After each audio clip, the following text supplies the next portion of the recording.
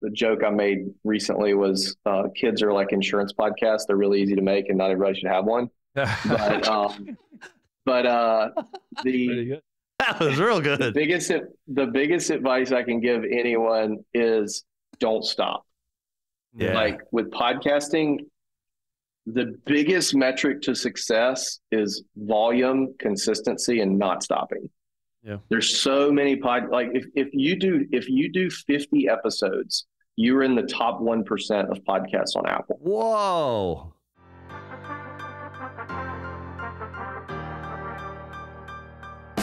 Welcome to the podcast dedicated to real estate, insurance, and everything in between. Join us as we take you along our own brokerage building journeys with additional wisdom from our network of business experts. Welcome to Bricks and Risk.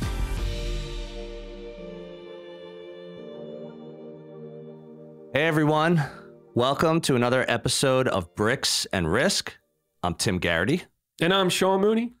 And today, Sean, we have a great guest on, Bradley Flowers from Portal Insurance out of Mobile, Alabama. How you doing today, Bradley?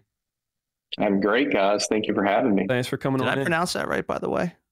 You did. You Awesome. did. It's got about a 60% hit ratio outside of Alabama. About 60% of the people get it right. The rest of them say mobile or mobile. Oh, gotcha. Well, I appreciate that. So Bradley's insurance company, Portal Insurance, is nationally recognized. It's an 18-person independent agency they founded from less than scratch in 2019 after 8 years on the captive side. His company was also named the Agency for the Future by Safeco. Bradley is the co-host of the Insurance Guys podcast, the most downloaded podcast in the insurance industry, and he has interviewed hundreds of influential individuals throughout his podcast career, including Gary Vaynerchuk, Dave Meltzer, and Jesse Cole. He's also the co-founder of Top Dog Pet Insurance, an insurtech carrier that makes it possible for agents to sell pet insurance on autopilot.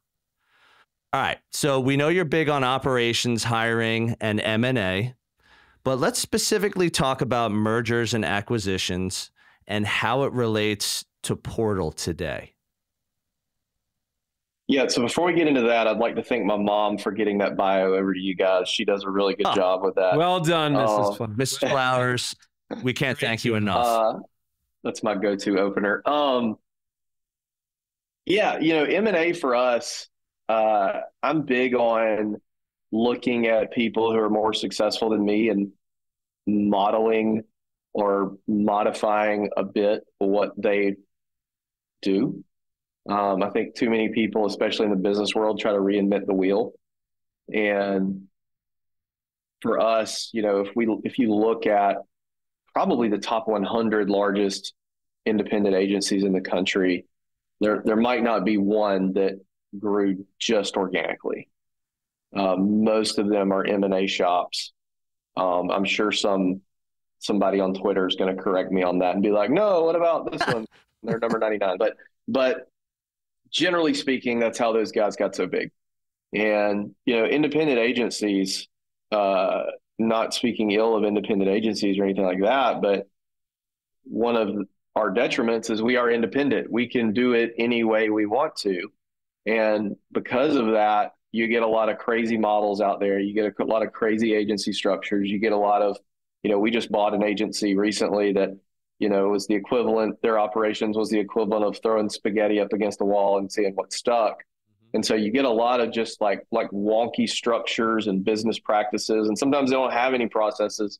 And so if we can, acquire, or you can acquire one of those agencies and you have a standard that works and take their customers, their people, and plug them into your system, you create spread and arbitrage opportunities and things like that. So our model, a lot of the larger PNC shops that are roll up M&A shops, their model is to just acquire so many agencies, get so big that, eventually you're going to get so big, you're going to grow organically just because you're so big. Mm-hmm. You know what I mean? Yes. And so our model has always been, hey, we're really good at organic growth. If we can also add some acquisitions to that, we can get the best of both worlds and then grow really, really fast. Because what you don't want is you don't want to be an agency that can only grow by M&A. But I also think you don't want to be an agency that can only grow organically. Not that I think there's anything wrong with either one of those. Both can be very expensive if by themselves.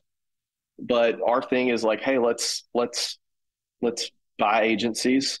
Let's still grow organically, but let's buy agencies. There's great people inside of all those agencies. There's great customers. Let's plug them into our system, make them more profitable, and make ultimately everybody else in the company more money. So that might have been a longer answer than what you were expecting, but that's fantastic. And that was always the plan. This isn't something that came out of nowhere. I know there's probably people listening to this that have listened to some other stuff that are like, all of a sudden this guy's talking about M&A, but I don't talk about stuff that I don't do. Yeah.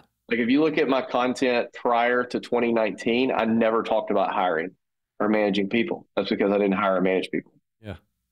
And so that's my thing. And I have this weird thing in my personality that if something's going on in my world, I can't help but talk about it. Well, you also, like if you go to dinner with me, you're going to know every single problem I'm dealing with. So that's great. We got to go to dinner. And every single good thing. But you did also say it took you with this acquisition that went through is like 2 years of looking at agencies, looking at P&Ls, doing your homework.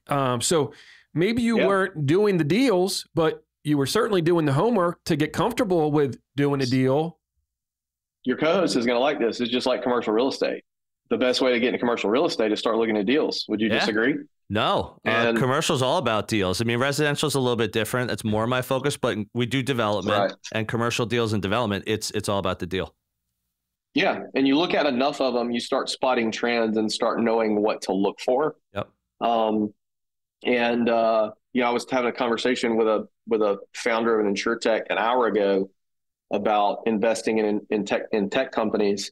And I was like, I've looked at enough and I've done enough and I've turned down enough that I've been able to spot trends in companies that I've turned down investing in that maybe weren't the reason that I turned it down, but here's a commonality. I know now we need to look for that thing.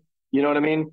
And so for me, I did one small book of business acquisition when I was captive. I did another small one in 2019, 6 months after we started Portal. And then this was the first one that involved employees in a location, which is a totally different thing. And because that's where most of your issues are going to come from, good and bad. Yep. But I probably looked at 50 deals in the last 2 years. And since we purchased that one, I have an outstanding LOI right now on another one that I'm waiting to hear back from. So we're moving fast. Wow, that's awesome. Part of the reason we wanted to do a big one, and we sought out 2 years ago to do a big one, was because we wanted to get our processes down. For that, when we really pushed to get some, we knew exactly what we were doing. We knew exactly what we were getting into. Hey, this is how you do this, this, this, this. And even now we're 2 months into this one from close date. We're so much more prepared for the next one. Oh yeah. You know what I mean? It's like when you sell an insurance policy or you sell a house, like you use the lessons from that first one on the next one, and you're seeing the same thing over and over. And eventually you can predict what issues are going to come up. You can predict what problems are going to come up. You can predict what things you're going to have to do. You know what mistakes you made, so you can do it differently and all that jazz. So, all right, here's a question. So you talked about, the M&A side of growth and why you're doing that. And you also talked about organic growth. Let's focus on growth. So like you're doing these things, obviously to have a bigger company, more successful, more systems, more processes. Like, what's the goal with growth? Like, what are you trying to do with Portal? That is we're limited here to 45 minutes. That's a loaded question. That's why I asked it. Our goal is just, I don't really have a number in my head. I look at, like, there's a list that comes out every year of like the largest agencies in Alabama. And and I look at that not from an ego standpoint. It's not, and all those numbers are self-reported, by the way. So we might even get there, and I don't even report it. It's not an ego standpoint. It's a, hey, we want to be the best, so let's look at the best. And I think people like to say, you know, comparison is the thief of joy. I don't think comparison is the thief of joy. I think comparing your year 5 to somebody else's year 20 is not a thing you should do. But hey, let's compare our year 5 to their year 5. Where are we tracking, right? So I think there's good comparison. My thing is like, I want to get as big as I want to build this thing as big as we possibly can build it, as responsibly as we can possibly build it. Yeah, it would be really easy for us to go raise some VC money or private equity money or something like that and build it up really, really fast. It'd be really easy for us to dump, you know, $1 million into marketing and grow really fast, but it's going to be a crap show on the back end. Yeah. It's not super responsible. You know what I mean? So I would just say like the ultimate goal is to grow as fast as we can, as responsibly as we can. And, you know, I have no desire or intentions to ever sell. If you ever hear that Bradley Flowers sold his agency, just know that he got paid. I would hope so. I would hope so. And the reason I say that is I love what I do so much that it would take a lot to pull me away from here. That's really cool, man. Like I don't really understand agents that sell at a young age to some degree from a broad sense, right? Like I have friends who've sold, like I understand their situation, but in a broad sense, I'm like, why wouldn't you just pay somebody $200,000 a year to be like, hey, don't call me unless you have a $50,000 problem? Yeah. Yep. You know what I mean? Yeah. Like why, if it's cash flowing and it's going well, why not? You know what I mean? Yeah. And that's sort of how I run my agency. I mean, so I had a guy I was talking to earlier today, with that same InsurTech, and he was like, well, how many times on an auto policy when you're writing it do you see? And I was like, do you know how many policies I've written in the last 2 years? He was like, how many? I was like, 4. Mm-hmm. And that was probably because it was a Monday holiday and I was the only person working. I run my agency more like a holdco than I do an agency owner who's in the day-to-day. So we're already sort of set up like that. So yeah, I love running a business at a high level. Let me switch gears here, Bradley. I don't know if somebody gave me $50 million tomorrow. I don't know what I would do. I'd probably wait 2 years and start another agency. I know you'd be playing. If I'm going to do that, I might as well just keep doing this, you know? I know you'd be playing a lot more golf. I know that. I don't know, man. I don't know. I was talking to a buddy earlier. I play VR golf every night for 20 minutes. There you go. If anybody wants to play me in VR golf at 7 o'clock on a Friday, on any night, just send me your Cash App and we'll go at it. Let's go. So I play VR golf every night, and that scratches the golf itch. We'll put the link up in the in the comments. There you go. Absolutely. Bradley, let me get into this a little bit. Yeah. Insurance Twitter. What was going on this week with Insurance Twitter? It was like a battle royale. It was like Hulk Hogan style, back in like 85. It was like Lamparelli's on the top turnbuckle, and then he calls in Bradley from like the runway, and he comes in, slides in with a chair, starts banging out doink, doink, doink on these guys. Did any of them look like the Ultimate Warrior? I think there was a Macho Man. Ultimate Warrior? Ultimate Warrior was the man. You know, you want to know the truth? You want to know the truth? Absolutely. I am this close to monetization on Twitter. And when you get monetized on a platform, the goal is not to make money from the monetization. The goal is these platforms push accounts out further who are monetized because that company's making money on it. Yep. I'm this close to monetization. And every time you tweet at these lemonade yahoos, it's just the replies. I sent another one out this morning. Wait, I'll give you my favorite. Through the roof. My favorite, and we'll clue Tim in on this. So there's like a back and forth. There's a technology insurance company that's like it's Lemonade. We'll just say it. Okay. And most of the people on there have no clue about insurance. And it is Zero. painfully hilarious. Their replies, like their understanding of insurance is like less than 1% of the industry. And I'm not saying mine is a lot either, but it's so painfully obvious. It's like, I've never seen somebody that was so sure they knew exactly what they were talking about. That is so wrong. Yeah. And a lot of them are nice guys. And most of it was playful banter. Okay. You know, you have to, I look at Twitter as Twitter is like LinkedIn and Facebook and Instagram are like the morning coffee hour at a conference. Twitter is the bar. Happy hour? Yeah. At night. Yeah. And so it's you have to look at it that way. Sorry to interrupt. More. But so it was kind of a back and forth. It had these guys, but my favorite part was when you posted the picture. I think it was like the King of Hill guy, and he's like, "Are y'all?" That was my favorite part too. Are y'all in a cult? Because all these guys, it's that was a good show. Yeah, I know. And that's my favorite show. That's a good show. And these guys are so like they are dead set on. They're so sure of themselves and so sure about this company and the brand and everything else. And when he posted, I'm sitting there dying. It was and that didn't even get that. I know. That didn't even get any traction. But you know, it's funny. It's like the whole rhetoric, the DTC rhetoric is like, we go direct to consumer because we don't have to pay agents 15%. Therefore, we pass those savings off to their customers. Okay. Right. So I looked at this Lemonade released their fourth quarter results yesterday. Yep. Which is partly why that stuff was going off 2 days ago. Yep. They wrote $80 million in premium last year. Mm-hmm. New business. Yep. Okay. If they were paying 15% to independent agents, that's going to be like what? That's going to be like 10 million, yep. 10 million, yep. 11 million. Okay. They spent $102 million on marketing.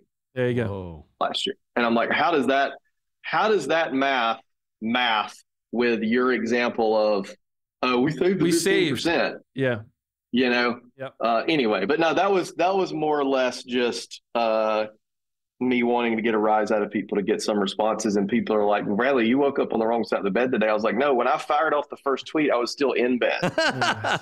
I literally woke up and I was like, let's go at Lemonade this morning. But nice. I appreciate you asking about it because that's fun. It was a lot of fun for my week. And so here's what's funny though, is I told one of those guys, I was like, hey, we're recording our podcast next week. Let's bring Lamparelli on and let's bring the first person who responds on here and we'll do a debate and me and Scott will moderate. Which when you throw Scott in the mix, that makes it even more hilarious. That is kind of like a cage match when you bring Scott in there. The guy who was like, yeah, I'll do it, is now totally dodging me. Totally dodging me. And he might end up coming through. And he was actually pretty nice. He and I had some nice discussions in private. But I'm like, he got to looking at that this was going to be a lion's den. But anyway. Yeah. All right. So I am not in insurance, so I don't really listen to insurance podcasts. Just like, Mooney's not listening to the same real estate. If you ever have trouble going to sleep. Yeah, right. It's like anything insurance related, I just go right to Sean. I'm just like, can you please just handle this for me because I trust you. Yeah. So Insurance Guys podcast, talk about that a little bit. Like what made you get into podcasting? How long have you been doing it? Like how has it morphed into where it is today? Yeah. So I've always been sort of like a social media guy, like whatever vertical I was in, I always was an early adopter and had a little bit of success. And I was at a captive company for 6.5 years and always try to go where nobody else is, and in 2013, all of my competitors and counterparts were doing billboards and radio and TV and newspapers. Nobody was doing social media. Coincidentally, the company I worked for had no compliance around social media, which is funny to think about in 2024 timeframe. So I started posting on social heavy and got, good results on each platform in terms of just like generating business results. And podcasting was sort of the one thing that I hadn't done. And it was back then, it was not easy to do a podcast. Yeah. And, you had to do it on Skype if you were remote, which, by the way, like, nobody fumbled the ball harder than Skype did. Skype had a 17-year lead and 2020 hit. And what Skype a huge name that just means nothing now. Straight up dropped the ball in the end zone, but that's neither here nor there. But so Scott was an insurance agent in northern Alabama, 6 hours north of me. He was vacationing down here. I'm not far from the beach. And he came by and he was like, hey, let's do like a little video on camera. We just talk about insurance. I was like, all right, cool. Wait, now everybody you didn't think that was weird? Like some guy was like, well, no, I was excited because now, knowing his personality, I probably should have been concerned. But now people don't realize that podcast Scott is toned down. Oh, geez. Yeah. In person Scott is like up here. But anyway, he regularly sends me videos of himself shirtless, like chopping wood in his backyard. But he back, now, like, I can walk out here and in 10 seconds find somebody to like do content with me. Back then it was like taboo. Like nobody wanted to like do content, like collaborations and stuff.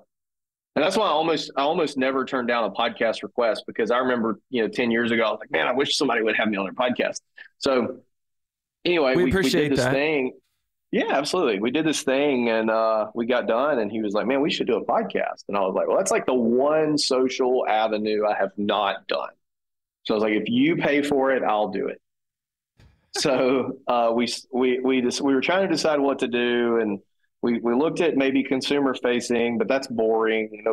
No consumer wants to listen to an insurance podcast. Yep. And so we decided to do an industry facing podcast. So for us, the avenue was we wanted to interview people that we wanted to connect with. Like if you look at like the first 20 guests, they're very strategic. They're people that we wanted to be connected with. Yep. If you reach out to say, an influential person and you say, hey, I would like to do a 30-minute phone call with you to pick your brain.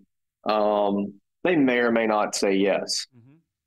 But if you say, hey, I want to interview you on my podcast and give you a platform, they're almost always going to say yes, especially in 2017. That's a really good point. 2017. Yeah. So we were just, it was literally selfish. Back then we didn't do Zoom or Skype or anything. It was a phone call. So I literally would plug my cell phone into a device that ran it in the studio. Damn. I got their phone numbers. There you go. So that was how we started. And then from there, I mean, you interview hitters and people are going to listen. And so it just sort of took off from there. I mean, we hit, 20,000 downloads a month very quickly. Sure. We're approaching 1 million all time. We should hit 1 million all time in like the next month. For me, it's less than 2% of what I do. I mean, I'm a real agency owner. It runs multiple businesses. So is Scott. And, I think that realness is what makes people listen and tune in. And it's definitely not boring. Even though I joke that it is. If something ever happens to Scott, it will be boring because I'm the boring one. But yeah, that's it. So for me, it's kind of like, if you guys ever know anybody that wrote a book, there's really no money in books, but people write books to open doors. And that's sort of what the podcast is for us. I have the CEO of a carrier that's flying in and coming to my office to meet with my team next week, simply because I'm Bradley from the Insurance Guys podcast. Like if I was not that, he wouldn't be coming, So that it's for me, it's a mechanism, and we make money from it. That's a plus. But for me, it's a mechanism that benefits my company and ultimately my employees and customers and everything like that. Well, that's what I said when we started getting going too, because our story is kind of similar in that way, where I'm like, you should do a podcast to Tim about, hey, this would be great for your business. This would give you, the exposure. And he's like, well, why don't we do it together? And that's kind of like like I've been like a guest on a few, and then more or less just trying to get a platform. Like I reached out to a few podcasts that I was listening to because I would listen to their guests and I'd be like, yo, I got a good story. Start a business from scratch here in Philly. And then we'd vibe, and then Next thing I know, I'm being interviewed, and then I'm listening to all their podcasts. And when Sean and I were talking last year, and he said you should do it, I was like, correction, we should do it. And there you go. And here we are, man. I love the name. I understand the name now. Oh yeah, there you go. Yeah, no, That makes sense. It's this guy right here. I can't take credit for that at all. If nothing else, you get content from it that you can post. Yeah, There's totally. nothing, even if nobody listens to it, you get content that you can post. Your articulation gets better. Like if you look at Joe Rogan, like Joe Rogan makes it look so easy. Joe Rogan is a phenomenal articulator, question asker, and that sort of thing, and can make anything interesting. And it improves your day-to-day life and the situations you deal with in business and all that sort of stuff. You know, the biggest advice I give anybody, it seems now like everybody's starting a podcast. Yeah. The joke I made recently was kids are like insurance podcasts. They're really easy to make and not everybody should have one. But Pretty good. That was real good. The biggest advice I can give anyone is don't stop. Yeah. Like with podcasting, the biggest metric to success is volume, consistency, and not stopping. Yeah. There's so many like if you do 50 episodes, you're in the top 1% of podcasts on Apple. Whoa. 50? That's it? I saw that. I was looking at this the other day. I was like, oh, check out this, because I wanted to share with you. And I was like, oh, check out this podcast. And I was like, wait, what happened to it? Like it stopped like 2 years ago. Like you'd get into one and be like, wait, where, like, yeah. And then I started looking at a couple more. I'm like, man, good thing like, we're already 20 deep. Yeah. Good thing we've already eclipsed that halfway. You got to put your head down. You got to put your head down. Yep. And you just got to say, hey, we're gonna do this. We're gonna commit to doing this. And you know, there was another insurance podcast that I sort of helped get started, and the guy reached out to me. He was a month in, and he was freaking out because he only got 200 downloads. Yeah. And I gave him, for all of you listening, most podcast platforms, they don't give you subscribers. They don't give you any metrics other than downloads. Yeah. And a download can be multiple listens. It can be no listens, right? Yeah. And so he was freaking out. And I gave him all my like usual advice, like, hey, if I put 200 people in this room, that'd be a lot of people, you know, all that kind of stuff. And he just wasn't having it. I was like, hang on a second. So I log into Libsyn and I pull up our first month. Yeah. And I was like, do you know how many people downloaded the first month? And he said, I don't know, like 1,000. And I said, it was 8. You're like, and I was ecstatic with 8. No, I didn't even look at it. Yeah. That was the thing. If I looked at that, I probably would have been discouraged too. But one was me, one was Scott, my mom, Scott's mom, my grandmother, Scott's grandmother. Like that's it. That's all right. We got it. Yep. You know, and so it's like, dude, just if you're doing it to get the downloads, you're doing it for the wrong reason. Yep. Great advice. Great advice. Bottom line, especially now with the market being so saturated. Yeah, it's a lot of noise. In podcast, everybody's doing a podcast, and then you have other people who are doing a podcast, but they're really just doing it to get content. It's not an actual podcast. So it's just, we're inundated with that. But that's my advice, man. Appreciate it. Is just make it good and do it as long as you can. We can't promise that it'll be good. We'll promise that we'll keep doing it though. It's going to be banging. And you got to be yourself too. Yeah. Like I'm working on a presentation that I'm going to give whenever I speak again, on just like being yourself on social media. Like I've got a buddy who literally live tweeted his colonoscopy. Oh my gosh. Ouch. And got like crazy engagement from it. Yeah. Not pictures, just words. Yeah. But just the sound, making it funny, like he was on a date. Yeah, just the sound. But you gotta be yourself online. Like you can't be a fake version of yourself. Like an example that I'm going to give. So I was recently on the cover of Independent Agent Magazine, which is a magazine that goes to basically every independent agency in the country. It was a very humbling thing. It was really cool. And they asked me. It wasn't like I was trying to play, and I was actually completely shocked when they asked me to. I was the first person ever to be on that magazine that wasn't wearing a suit. And the tweet. Were you wearing khakis? I was not. No, I was wearing jeans. Nice. Jeans and a flannel. Love it. But the tweet that got the attention of the editor of the magazine that led to that happening, and he told me this, was a tweet that I tweeted that said, hey, it was just a funny tweet, and it said, hey, just so you know, when you buy a book of business and when you buy a Progressive insurance book of business, when the policies are sent into your system, Progressive calls that an initial dump. That was it. That sealed the deal. The initial dump. And he saw that and he was like, this guy's real and hilarious. No. And he's talking about M&A. They were doing an article about M&A. Yeah. That's how that happened. The catch is, if you're an asshole in real life, you're going to be an asshole online, and people aren't going to want to deal with you. Very true. That's the catch. You've got to be yourself. Either one of those is better than being a fake version, but you've got to be real and you've got to show you. Otherwise, people are going to read right, especially now, and so many people are inundated with content and inundated everything. You know, everybody's trying to be a freaking influencer. Oh, so much right. Nice. So, yeah.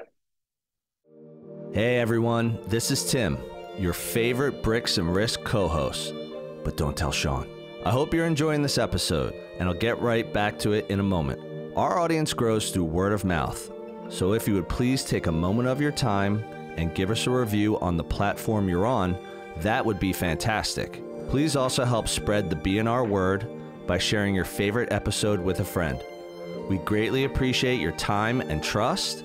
Now, back to the show. Got it. Well, really appreciate that. So here's another one for you. So you completed a soft launch of Mind Your Agency. So why did that seem like a good subsidiary business opportunity for you? What was it about that deal that made sense? Yeah. So most agencies don't have standard operating procedures. And then when you add to that, most agencies don't have a centralized hub where everything lives operationally, agency-wise, and that sort of thing. Mm-hmm. So when COVID hit, you know, and if you go to work for like a big company, like a State Farm or a Goosehead or an Allstate, you know, they have internal intranets. It's their own internal system. When you log in and you go to the home screen, everything you could want to know about the agency, from HR to processes, employee handbook, tech they use, resources, mental health stuff, all of that kind of jazz.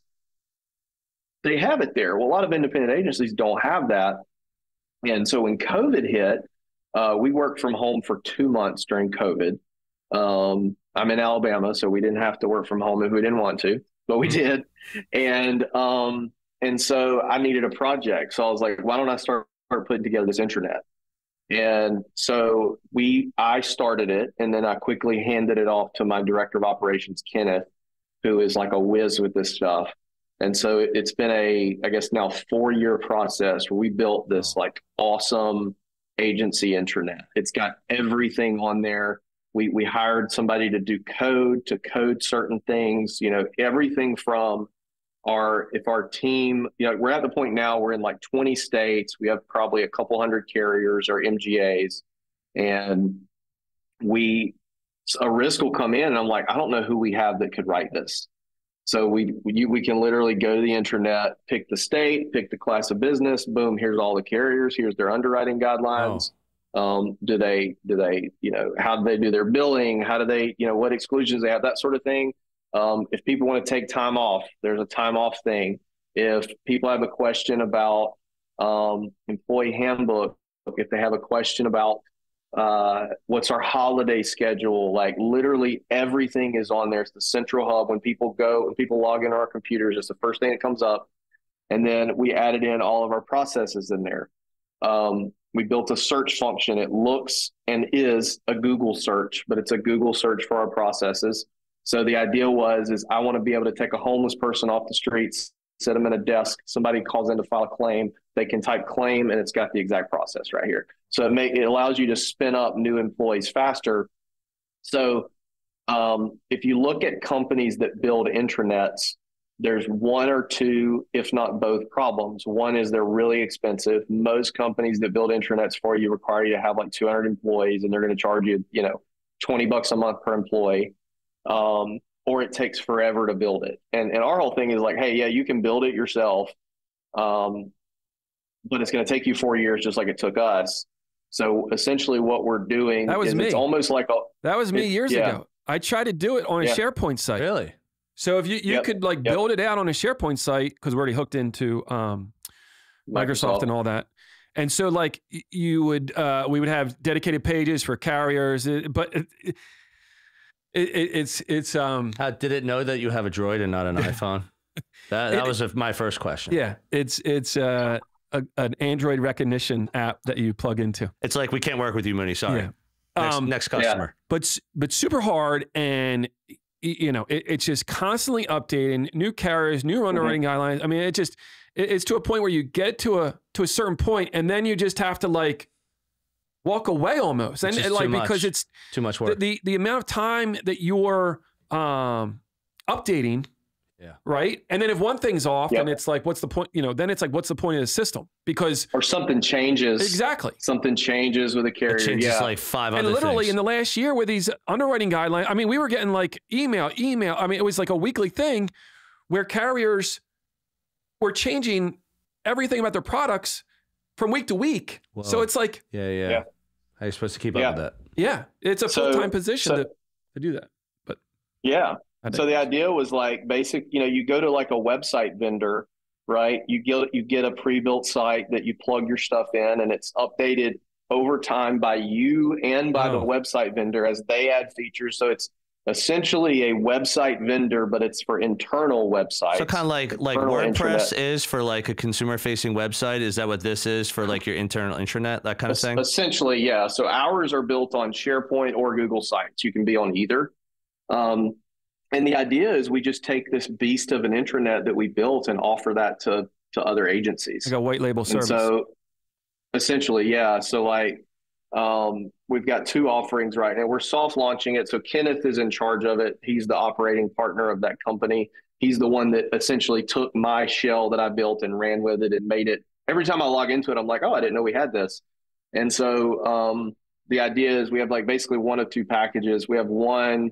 And this is not me selling, by the way, because to be honest with you, like we've had a good amount of interest with our soft launch that I don't know if we can take anybody else yet. But if you're interested, let me know. We can figure it out. But one plan is a little bit more expensive up front, but cheaper recurring. And that is a 3-month build out process where we build it out with your processes. Wow. And then the other is a plug and play where you basically get our processes. And then there's a monthly call. There's a monthly call with our team where we update it for you and teach you how to do it so you can maintain it as well and tweak things and that sort of thing.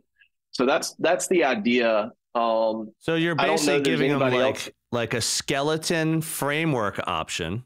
This is like, we've done a lot of the infrastructure and you put your stuff in, or if you need back office policies, procedures, advice, information, we'll give you what we've done and you can just use that and copy what we're doing kind of, but pay us. And so that's more for newer agencies or agencies that don't have processes, because we have to help those guys too.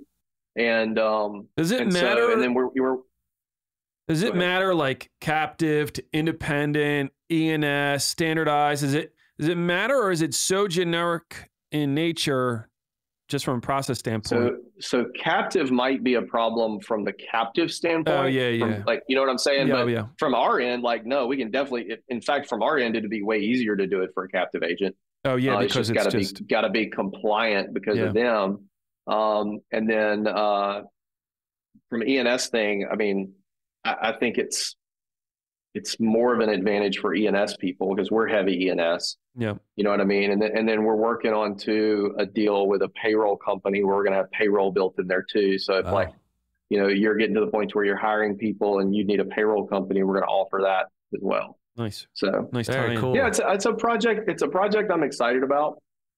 I think it fits. It's, my thing is like how do we help people? How do we help agents? What's a need in the market? Yep. You know what I mean? And I think I don't know of anybody else that does it, and it's something that people need.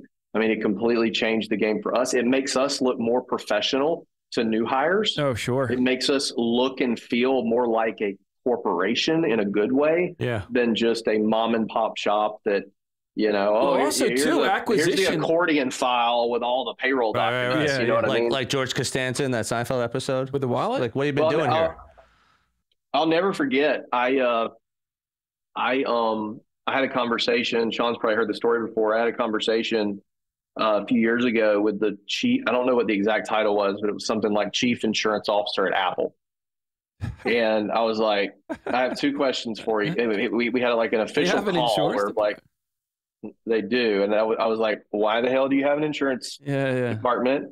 And what is your job? And so his job is to talk to, this is going to like rub you, Mr. Android, the wrong way, but his job is to talk to insurance agents, carriers, and vendors and convince them to have their products work on Apple. Yeah. And obviously the reason is so they can sell more product, but the thesis behind it is you've got this generation that the majority of them have never been on an Apple ecosystem. I have never been on anything but an Apple ecosystem. Yeah. Mm-hmm. And you're going to put them in front of a legacy computer or a legacy tech on an old PC that you're using Microsoft Excel and expect them to be happy. Right. And expect that to, at scale, not to have a negative impact on the perpetuation of the insurance industry. And when he said that, I was like, you literally just explained why UI UX is important to me, why I want my systems to look, because our average age is 28 at our company. Now, I have a 65-year-old and a 45-year-old that work for me, but our average age is 28. So that's how young people we're hiring.